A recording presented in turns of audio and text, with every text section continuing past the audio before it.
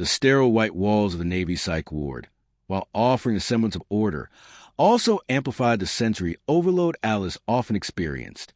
Each day was a blur of medication, therapy, and the relentless echo of her own fragmented thoughts, further complicated by her undiagnosed neurodiversity. The discharge papers, with their clinical pronouncements of drug use and unstable mental state, were a stark condemnation, a public declaration of her perceived failure, yet they failed to capture the full picture of her internal struggles. Alice, however, was beginning to understand that these labels, while painful, didn't fully capture complexity of her experience. She was learning, through the harsh crucible of her experiences, that her mental health was a spectrum, not a fixed point, and that her experience of the world was uniquely shaped by her undiagnosed autism and ADHD. The loss of her children, a wound that throbbed with constant agony, served as a powerful motivator. Experience as a foundation for learning was brutally clear. The pain of losing faith in Michael was a catalyst, forcing her to confront the patterns that had led to her downfall, patterns that were often exacerbated by her sensory sensitivities and executive dysfunction. The therapy sessions, though initially agonizing, began to provide a framework for understanding the unusual fluctuations in her personality, memory, and behavior. The therapist, while hesitant to commit to a definitive diagnosis did, also struggled to fully explain her sensory sensitivities and difficulties with focus and organization. They spoke of fragmented identities, memory gaps, and emotional dysregulation, but also noted her tendency to become overwhelmed by sensory input and her struggles with planning and task completion. They emphasized self-reflection and critical thinking, encouraging her to examine her past, to understand the roots of her trauma, and to recognize the ways in which her neurodiversity impacted her daily life. They focus on coping mechanisms, on strategies for managing the emotional fluctuations, memory lapses, sensory overload, and executive dysfunction that plagued her. The voices in her head, once a chaotic chorus of self-loathing, began to shift. Annabelle's gentle whispers, reminding her of her inherent worth, became a source of comfort. Ashira's powerful pronouncements, asserting her divine nature, became a rallying cry. These internal dialogues were a manifestation of self-directed learning. Alice was beginning to internalize the lessons, to create her own narrative, to challenge the negative self-talk that had dominated her mind, and to understand the ways in which her neurodiversity influenced her internal experiences. The relevance and practicality of these lessons became increasingly apparent.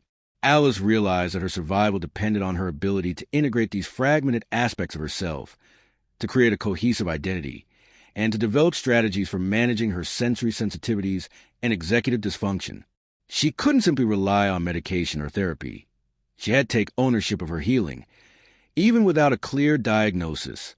She began to practice grounding techniques, learning to anchor herself in the present moment when she felt overwhelmed by sensory input or emotional fluctuations. She started journaling, documenting her experiences, and identifying patterns in her behavior, including those related to her sensory sensitivities and difficulties with focus. This was a need for immediate application and action. She was actively applying the lessons she was learning, integrating them into her daily life. Even without a concrete label for her condition, the concept of autonomy and control became paramount. Alice understood that she had to reclaim her agency, to break free from the psychodependency that had trapped her for so long, and to develop strategies for managing her neurodiversity.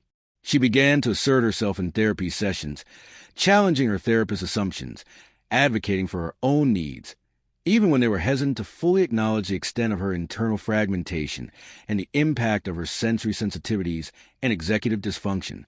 After her discharge, the transition to the outside world was daunting. The sterile environment of the psych ward had provided a sense of structure, but now she was faced with the chaos of everyday life, a chaos amplified by her sensory sensitivities and difficulties with organization.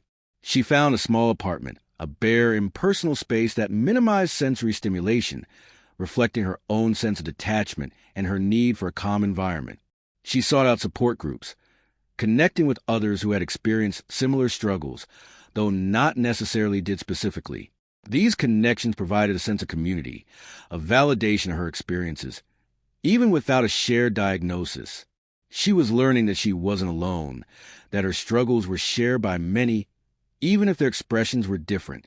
She also began researching autism and ADHD, seeking to understand her own experiences through the lens of neurodiversity.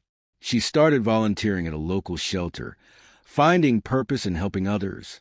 This act of service was a way of healing her own wounds, of finding meaning in her own suffering, and creating a structured routine that helped her manage her executive dysfunction.